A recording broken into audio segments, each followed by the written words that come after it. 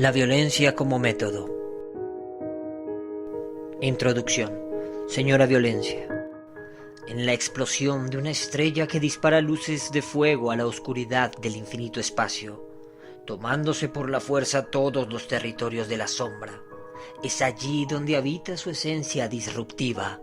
para desplegar con su impacto una serie de sucesos que darán armonía al cosmos, que harán circular de movimiento las arterias y el corazón de Dios.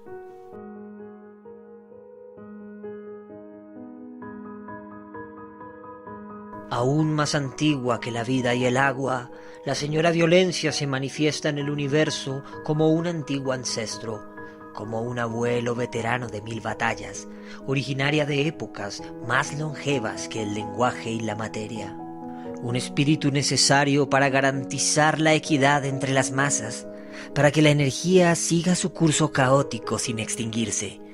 que evita que el gobierno de los débiles se manifieste y que siempre triunfa sobre la monotonía. Voces reptiles en los oídos de un Caín que mata a su propio hermano con sus manos, como a un cordero ante el altar, disponiendo de fuerza excesiva, afrontando el dolor de quien entrega lo más preciado en esta vida para demostrar su fervor absoluto, en una mueca que adoptó la ironía, pues su gran amor en sacrificio fue un incomprendido gesto de devoción para los dioses. La señora Violencia camina sobre las ruinas y las tumbas de imperios y civilizaciones que fueron exterminadas hasta sus silencios, cuyo recuerdo fue removido de la memoria del mundo, erradicados hasta del mismo susurrar del viento. Héroes, genios y dioses de los que ya no conocemos ni siquiera sus nombres, ecos de miles de voces que han desaparecido en el olvido, en la violenta marcha del tiempo y sus consecuencias, configurando la moral de nuestros días, los parámetros de nuestras civilizaciones modernas, organizando el mundo entre guerras y conquistas. En sus tormentas de rabia, potencia y amargura, la señora Violencia se manifiesta necesaria, más implacable que cualquiera, pues aunque sus pataletas y gritos sean vistos con repudio o miedo, su natural esencia de caos nos cuida de conflictos mayores, combatiendo a sus semejantes con más bravura, cuando el adversario ha superado nuestras expectativas, nuestra capacidad de diálogo, nuestra paciencia y nuestra tolerancia. Ella es como Aegis, el escudo que protege a los dioses, un infalible método de contención y contraataque, una defensa perfecta para un asalto similar. Pero quien no ose usarla como espada será castigado con la sevicia y la corrupción. Así lo advierte la señora Violencia antes de brindar sus favores a tus intenciones. Bestia contra bestia. A los dioses de la guerra les debemos las grandes conquistas de la humanidad y el ego de los hombres, las victorias de Aquiles, Gengis Khan, Alejandro Magno, Napoleón o las revoluciones del siglo XX, todas ungidas con la sangre y el sudor heroico de los mártires de la violencia, cuya sed inconmensurable de conquista consume y destruye, haciendo rodar cabezas, determinando el futuro desde los tronos de huesos y de oro, descansando gloriosos en sus propios pedestales.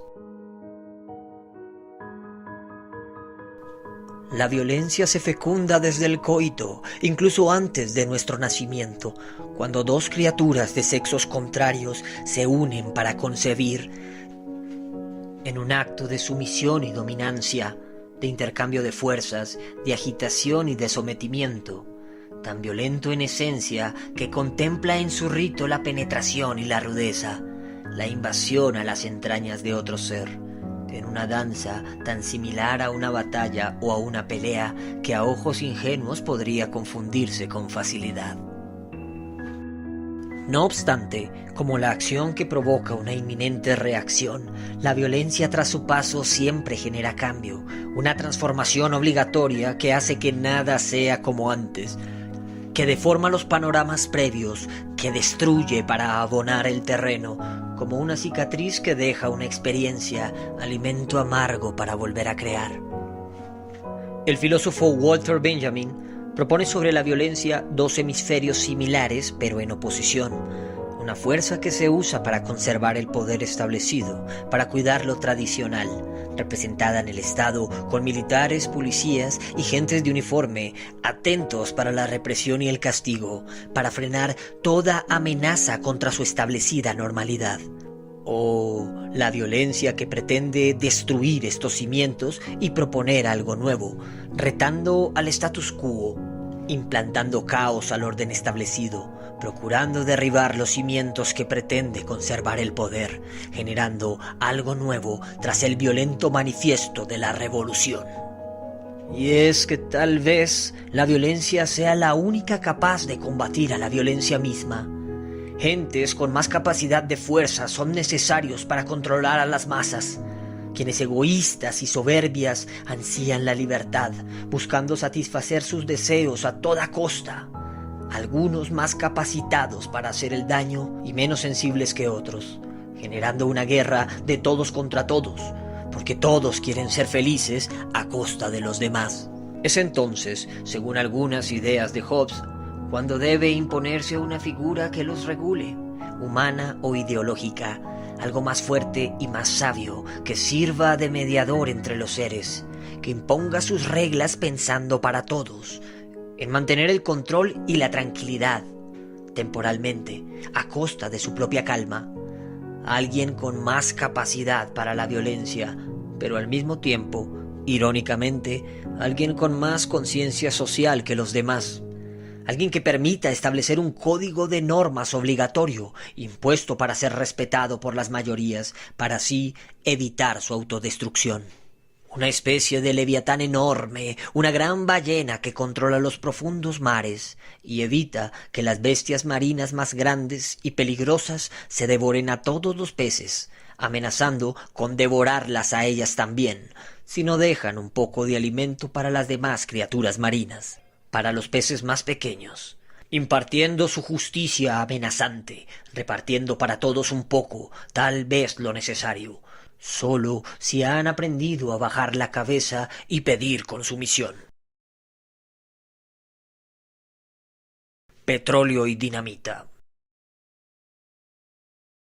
Por otra parte, es innegable cómo las revoluciones, algunas armadas y violentas, disponiendo de mucho ruido, con petróleo y dinamita, han generado cambios y transformaciones importantes en el mundo. Incluso nos han brindado derechos y libertades que hoy nos resultan obvias, pero que fueron tomadas a sangre y fuego durante su entonces. Pues el poder no rige en las mayorías, sino en pocas personas privilegiadas que quieren mantenerlo. Algunos frágiles y corruptos, quienes no representan una fuerza real sino ficticia, simbólica, entre castillos de papel verde y subordinados a quienes paga un poco más que a otros esclavos. Hay quienes se han negado rotundamente al fenómeno de la violencia y aún así han generado revoluciones, demostrando que la guerra se puede combatir desde la paz, desde la crítica pacífica, refutando ideas de muerte y represión, utilizando como escudo la resistencia pacífica, la resiliencia, la no violencia y la conciliación, como Gandhi y otros tantos humanistas. No obstante, estas prácticas de tolerancia y de calma no funcionan en todos los contextos, pues a veces el mal simplemente se manifiesta porque sí, sordo, ciego y mudo, con su arsenal de beligerancia y destrucción, dispuesto a consumirlo todo.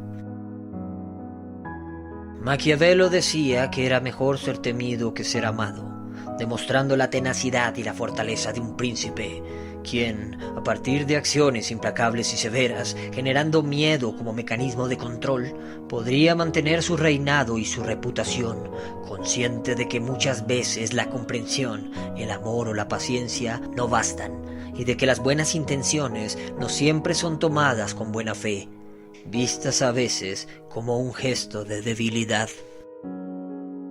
Pero la violencia que combate la violencia también atrae más violencia, una energía que no se puede destruir, pues debe atacarse o contenerse. Es por eso que su ciencia debe ser comprendida y estudiada, y que su fenómeno debe ser registrado y practicado, no simplemente rechazado. Pues como un ritual inconcluso, su presencia de armadura puede inspirar también venganzas, daños colaterales, abrir círculos de vicio que arrasan con generaciones completas, grietas en la injusticia que suele llenar la venganza.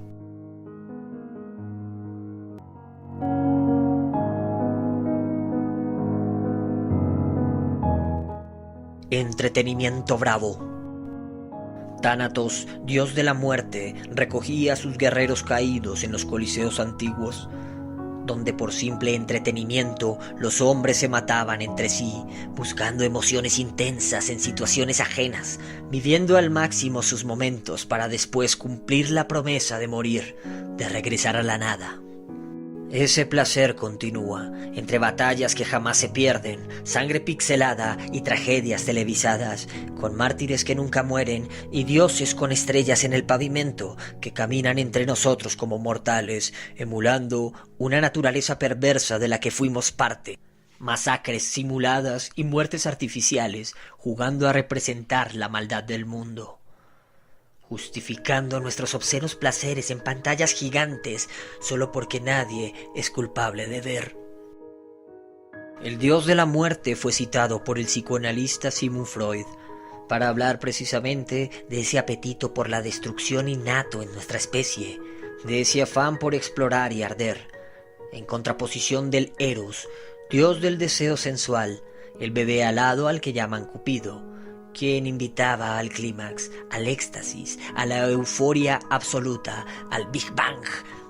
el cual no dura para siempre, anteponiéndose con dicha y gozo al final de los tiempos, a la entropía que promete terminar con todo, para volver a los brazos de Tánatos, que contempla la vida con la nada, como una purga para los conflictos y las afrentas, para los deseos y las revueltas, tal vez algo implícito en nuestra psicología o en nuestra biología, un reflejo similar al de las bestias salvajes y su sed de sangre, a su frenesí dispuesto a todo. El coloso de la violencia es un laberinto sin sombra ni luz, que solo se combate con su misma fuerza, que debe ser demolido como Torre de Babel cuando llegue demasiado alto, para así evitar la destrucción del mundo con su caída, una lluvia de piedras que procura la paz desde la guerra. La violencia engendra violencia, como se sabe, pero también engendra ganancias para la industria de la violencia,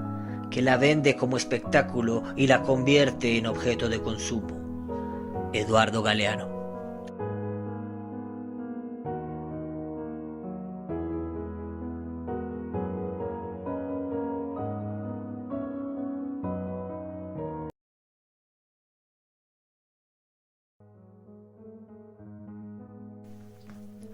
La locura en el espejo.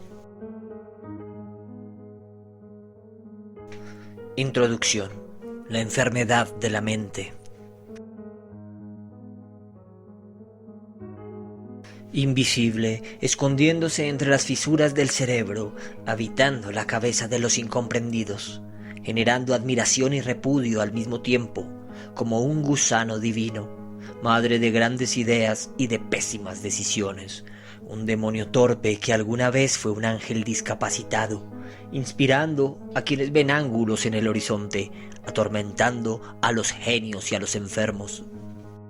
Hay quienes te llaman locura, un atributo particular que no encuentra bando ni postura, que no entiende de orillas ni de razones, que no sabe de prudencia, un consejo distorsionado que estimula las patologías de la mente,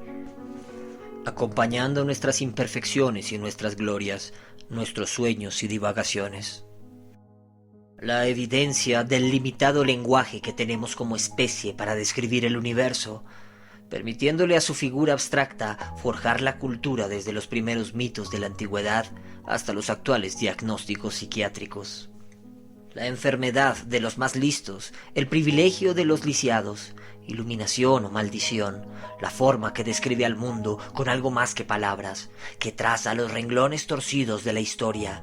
temida, reprimida y medicada, asunto de profetas y de clínicos, musa de artistas y herramienta de inventores, motivo de dogmas y obsesiones. La sociedad de la demencia.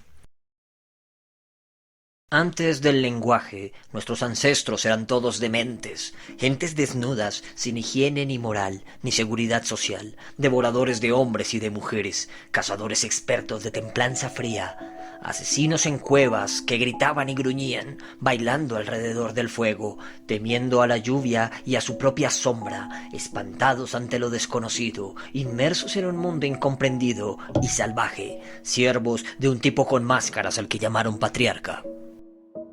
Luego los más fuertes, o tal vez los más afortunados, hicieron sus grandes ciudades a costa de sangre y fuerza, de la caída de sus semejantes y de otras acciones consideradas demenciales,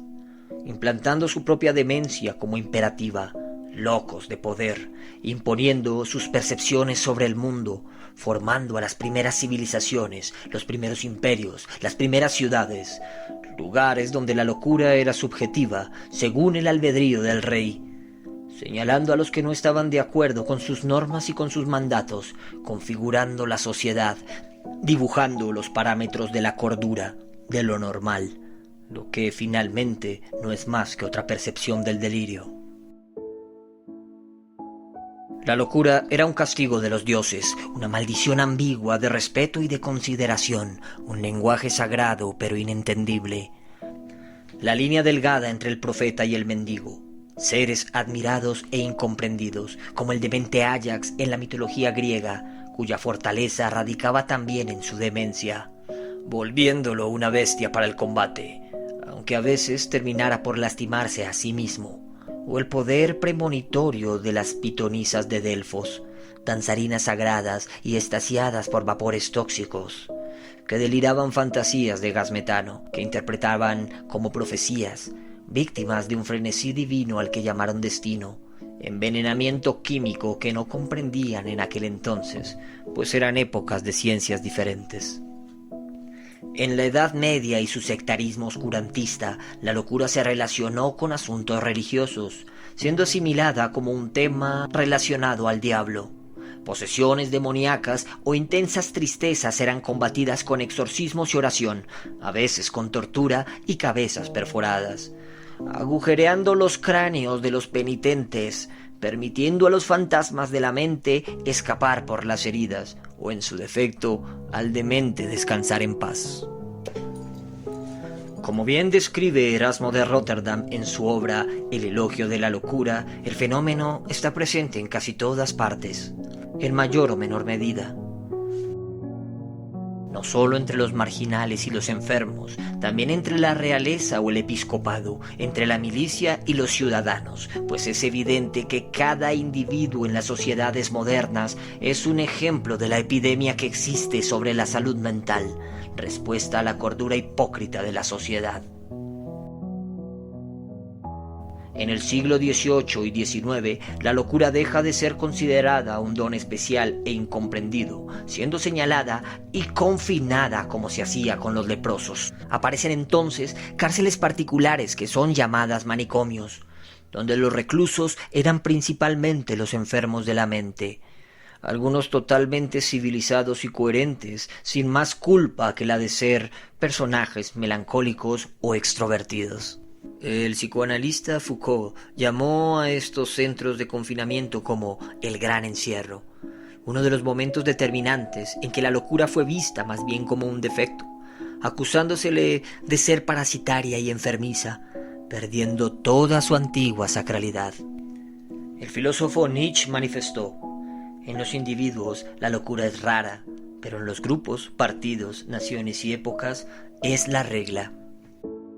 Curiosamente, a pesar de ser retenida en centros psiquiátricos y manicomios, la locura insiste en manifestarse, encontrándose cómoda en nuevos pasajeros y formas. no solo en personas ni individuos, pues serían reprimidos o señalados por ser excéntricos, más bien en ideas, causas que serían enaltecidas hasta la devoción, dogmas y obsesiones que permiten su realidad corrupta, apoderándose de la mente de los fanáticos y de los extremistas, de los que no permiten crítica ni reflexión, volviéndose motivo y razón suficiente para cualquier cosa, pues es una fuerza que está por encima del bien y del mal, a pesar de que ninguna razón, justificación o argumento la respalde. Paradójicamente, a más de 20 años del año 2000, la locura hoy es vista con doble foco, como una moneda de dos caras diferentes. Pues aunque se le reprime y se le medica en cárceles o manicomios físicos y mentales, sedando a quienes no pueden retener, controlando los impulsos de su cerebro con fármacos, apagando las reacciones precipitadas, a la misma vez, la locura es enaltecida y aplaudida como gracia, llevada a pedestales y estadios, pero solo cuando los llamados locos pueden pagar por esa libertad, siendo estrellas de la farándula, políticos extrovertidos o sectarios líderes religiosos, como si la locura fuera solamente grave cuando no es carismática, cuando el portador no tiene suficiente dinero para pagar por ostentarla, siendo al final de cuentas otra costosa oferta del mercado moderno, una prenda de presunción, más como un penthouse o un auto de lujo. La enfermedad clínica.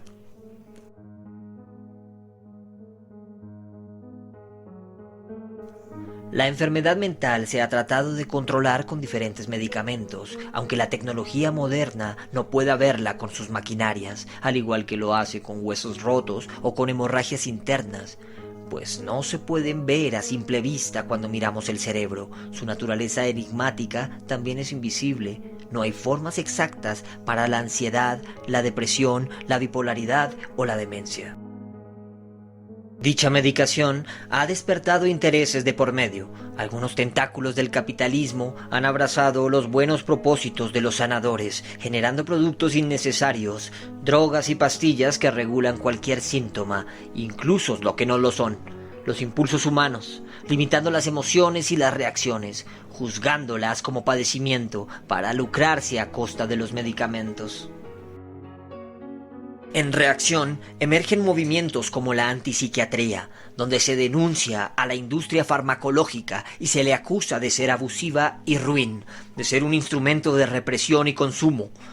usada para silenciar a los inadaptados, determinando a la enfermedad mental como un mal tratable desde la droga y no como la respuesta a las circunstancias demenciales del mundo moderno, de un régimen neoliberal que produce ansiedad y depresión, acusando a los individuos de tener estas fallas personales sin reconocer que tal vez puedan ser el espejo de una sociedad en crisis. Hablar de la locura en particular como una enfermedad mental es impreciso, pues las enfermedades mentales tienen varios diagnósticos que no pueden ser detectados con precisión. No es lo mismo hablar de depresión que hablar de demencia o de bipolaridad. Tampoco es lo mismo hablar de esquizofrenia. Y en ese orden de ideas, podríamos decir que lo más satanizado en la llamada locura sería el considerado diagnóstico de esquizofrenia, el ver, oír, sentir cosas que no existen en verdad, el disociarse con la realidad. Existen estados esquizofrénicos tan graves que la persona que padece de tal delirio no puede controlarse, siendo un peligro para sí misma y para los demás,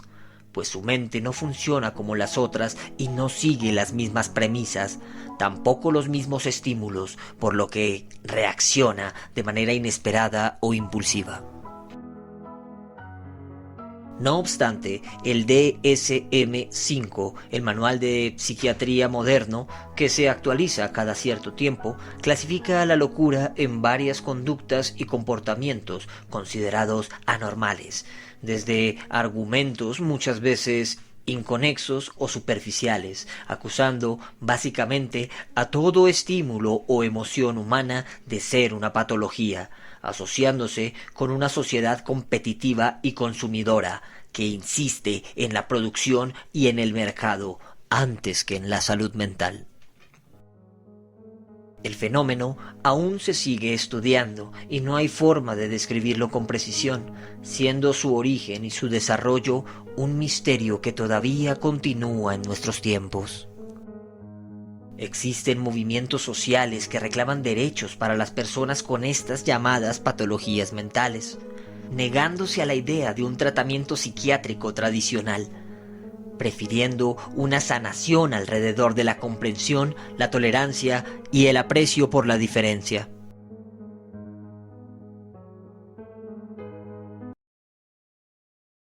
Nuestra querida locura. Ningún genio ha existido sin un toque de locura. Así decía el filósofo Aristóteles, reconociendo la creatividad y la originalidad de los artistas y pensadores. Esa característica inseparable que los hace especiales, ese don entre muchos que los vuelve hábiles, esa virtud inefable que se compara con la locura. Es por eso que la necesidad persiste, que se transforma con el tiempo y se adapta a nuevas circunstancias, a nuevas anormalidades, que insiste en no desaparecer, que sobrepasa cárceles y clínicas, que todavía sigue siendo endiosada, admirada como una gran virtud, romantizada en las estéticas de nuestros tiempos, entre personajes estrambóticos y exagerados, entre villanos y antihéroes, perseguida y criminalizada al mismo tiempo, víctima de una sociedad que la confunde, que aplaude su gracia pero acusa sus obras, que admira su esencia pero quiere verla presa, que vive en todas las mentes pero es prohibida cuando se manifiesta. Sin la locura, el hombre sería solo un animal entre los otros. Émile Cioran. Narcótico. Introducción. Pensamientos sobre el amor. El enigma de la pasión se celebra como fortaleza, dirigiendo el curso del cosmos y de las estrellas, maquillando el pálido rostro de la soledad, escondiéndola de su frenética ansiedad, abrigando su figura de hielo con el calor de la comodidad y de la calma, pretendiendo no hacerse líquido. Una tranquilidad tan antigua que sobrepasa la dicha, que vuelve invisible al resto del mundo, que nubla la razón consciente, que no se ve, pero se siente, que puede volverse adicción, contradicción o frustración, negando una historia en primera persona, brindando paz al borde del precipicio. Dicha compartida, aunque todo esté ardiendo, una comodidad tan inefable como inflamable, como aquel loco que ansía dormir entre las nubes. Su huella de inspiración y llenura blinda de tolerancia a los afortunados, camufla la rudeza de la naturaleza y la vuelve hermosa, porque seda a sus portadores como un narcótico. No obstante, hay quienes no piensan que se trate de ningún espíritu especial, sino de algo en esencia menos sublime, más parecido a la ciencia, que lo esgrime como una sustancia, tal vez una enfermedad colectiva, un tipo de neurosis que romantiza la reproducción humana, una estrategia de la evolución para no extinguirnos. El amor como elemento. En El banquete, la obra del filósofo griego Platón, varias mentes particulares de pensadores de la época como Sócrates, Aristófanes o Alcibíades comparten cavilaciones sobre el amor, interpretándolo alrededor de la figura del Eros, una figura alada de características angelicales, un daimon entre los dioses y los seres humanos, que resalta entre otras deidades por ser el representante del amor romántico, el deseo en los amantes, vestido como un bebé alado, armado con flechas puntiagudas, abuelo de un ángel al que llamarán Cupido. Eros dispara con su arma y enamora a las parejas al azar, provocando en ellas el fenómeno de la limerencia, a veces víctimas de su extraño sentido del humor, jugando a los dispares y a la ironía, juntando al agua con el aceite, invitándonos al deseo ciego, a ese sentimiento interno de calor acumulado, de querer volver a lo puro, a lo auténtico, a lo primigenio, que pretende acercarnos a la trascendencia misma a través de su consejo de besos y de caricias, de orgasmos y de jadeos.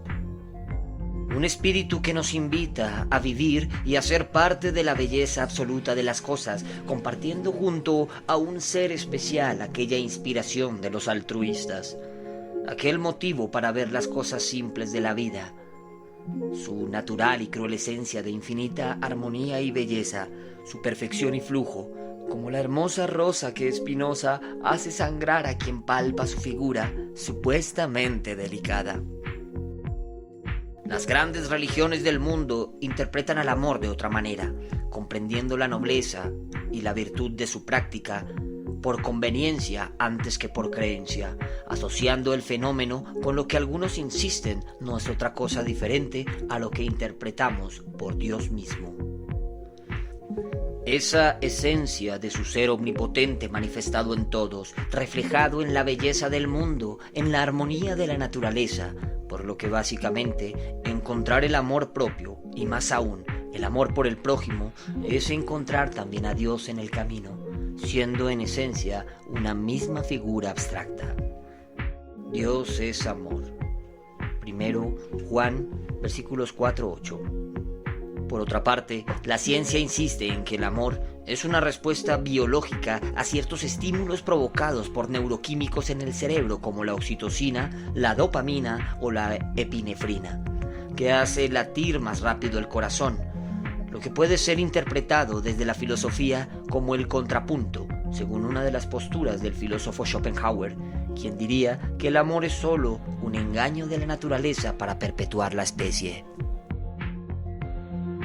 Otros pensadores como Sigmund Freud insistían en que el amor era solo una romantización de un deseo sexual, indagando en el planteamiento epistemológico de otros pensadores positivistas, el cual estaba marcado por varias experiencias de la infancia que nos condicionaban a elegir nuestras parejas en la adultez,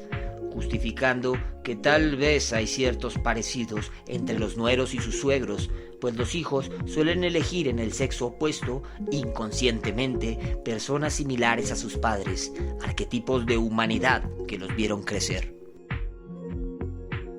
Contemporáneos como el filósofo surcoreano Byung-Chul Han, en su obra La agonía del Eros, plantea que el concepto del amor moderno es solo un producto consumible, una oferta más del capitalismo y del mercado, que se alimenta de series de televisión y de cine, de obras románticas que endulzan la vida en pareja, la monogamia y la heteronorma patriarcal, que ha perdido el riesgo y la aventura tradicional de la conquista, siendo reducido a un simple algoritmo, a un código de datos relevantes, a una aplicación de celular con rostros que se deslizan, como una red social o un Tinder. Romanticismo. Pero tal vez lo que consideramos como amor convencional, esa fantasía de las novelas y las revistas rosa, no sea más que una quimera elaborada y diseñada para sostener el status quo, una idea implantada desde pequeños que nos obliga a buscar a alguien para forjar una familia, para mantener un hogar, en un constructo social labrado por años de jerarquías y conservadurismos. Desde la tragedia shakespeariana clásica de Romeo y Julieta hasta la devoción de Sara a Abraham en la Biblia, o en el séptimo arte con sus dramas románticos y muchas veces tóxicos como Rose y Jack congelados en el Titanic, o los amantes imposibles del círculo polar ártico, quienes se encuentran solo para morir, forjando el pensamiento de las masas con paradigmas de un amor particular, heterosexual y convencional, a veces atrevido, espejo de la llamada Sagrada Familia, un hogar humilde y sencillo, con un hombre dominante y una mujer servicial y doméstica, aunque esté dentro de un pesebre, pues allí prefirió nacer el Hijo de Dios. Actualmente, muchos colectivos de amor libre y alternativo buscan redefinir el concepto de amor, sobrepasando las fronteras del romance, más allá de la heteronorma, de esa llamada sagrada familia y de la intención de un hogar cuyo único fin sea la reproducción obligatoria, manifestando amores alternativos, familias diferentes, con personas que se quieren dentro de un mismo sexo, o que se consideran una misma familia, junto a perros y gatos, o amigos que se llaman hermanos entre sí, hogares de roomies con parientes itinerantes, o pandillas cuya única familia es su amigo de las calles. Otros se juntan por tener ciertas preferencias en la intimidad, lo que ha causado mucha controversia en los últimos años y ha generado debates sobre los límites del amor, exigiendo siempre sea consensuado y responsable, pues debe ser visto como una manifestación de afecto en todos los casos, no como una herramienta de abuso o una intención malafortunada, tampoco como una justificación para atracciones retorcidas, pues amar sin consenso ni prudencia, amar egoístamente y sin respeto, es un delito grave que se castiga con el destierro cuando el adulterio ladra, o con la cárcel cuando el líbido no determina edades, formas ni pensamientos, desatando su instinto hasta causar estupro. Su libre interpretación, la descripción inefable a la hora de explicar su fenómeno, su esencia inconmensurable de libertad y de paz, no precisa ser comprendido de una manera similar, pues son muchas sus manifestaciones, sus intenciones e intensidades, partiendo siempre desde una percepción única y personal, algunas veces distorsionando la imagen de una persona real, vistiéndola con fantasía, con idilio, con vanidad, producto de nuestra propia proyección de algo hermoso, distorsionando la realidad de la compañía. Esa compañía que a veces ama la miseria. Amar lo terrible. Podríamos considerar que para aprender a amar de verdad debemos también aceptar lo desagradable, lo imperfecto, la verdadera humanidad del otro, sus limitaciones y sus defectos. Según el filósofo esloveno Slavoj Žižek, el amor no es esa búsqueda de una compañía perfecta, idealizada por la televisión y el romanticismo, pues de hecho es improbable que un ser humano pueda llenar todas las expectativas de alguien, teniendo en cuenta que somos criaturas cambiantes y versátiles. De tal vez encontrar un extraño idealizado, una persona para compartir la soledad, de igual forma no podría llenar los vacíos del pasado ni suplir las tristezas del ayer. Eso le costaría una nueva vida, pues se trata de un ser diferente, alguien que simplemente quiere hacer más tolerable su existencia. Nadie es como una ficha de rompecabezas que encaja perfectamente en las expectativas del otro. Eso nunca pasa. Pues siempre estamos solos, hasta en nuestras visiones, generando frustraciones y decepciones por pretender lo imposible. Pues algunas personas se enamoran solo de lo que han proyectado de su pareja mentalmente, del producto de felicidad que han visto en la televisión, que creyeron cotidiano, aunque muchas veces esa idealización no coincida con la realidad, porque simplemente las personas cambian. Por lo tanto, el verdadero amor, no el romantizado, nace cuando se es capaz simplemente de dar, de comprender y de compartir sin esperar nada a cambio. Cuando se es feliz con la alegría del otro, con su mera existencia y su felicidad, a veces a costa de la nuestra. Cuando estamos dispuestos a aceptar la incomodidad, a amar lo desagradable, lo fastidioso del otro, incluso la maldad de nuestros seres llamados queridos, o de nosotros mismos, aceptándonos por lo que somos, con defectos y virtudes, como singularidad y colectivos, con nuestro caos y nuestras ataraxias. Allí tal vez ya estemos preparados para abrirle nuestra vida a alguien más. Amar es dar lo que no tienes a alguien que no lo quiere. Lacan.